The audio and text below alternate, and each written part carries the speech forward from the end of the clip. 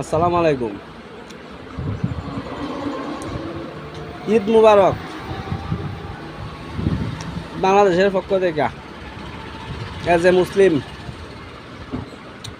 কারণটা খুব সহজ। ঈদ চলে গেছে কবে, এখন আমি ঈদ মুবারক দিতেছি। ঘটনাটা কি? ঘটনা খুবই সিম্পল। মুসলিম বিশ্বের নতুন পাওয়ার,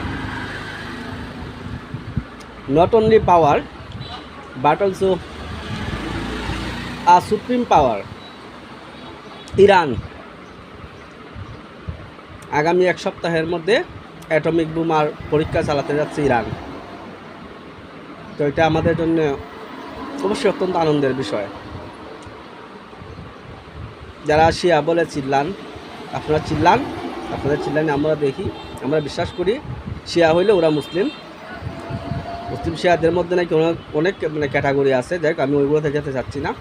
আমি চাচ্ছি ফিলিস্তিনের পাশে দাঁড়াইছে শুরু থেকে এখন পর্যন্ত। ফিলিস্তিনের পাশে আছে ইরান, তুরস্ক। তো আমি আশা করব আল্লাহ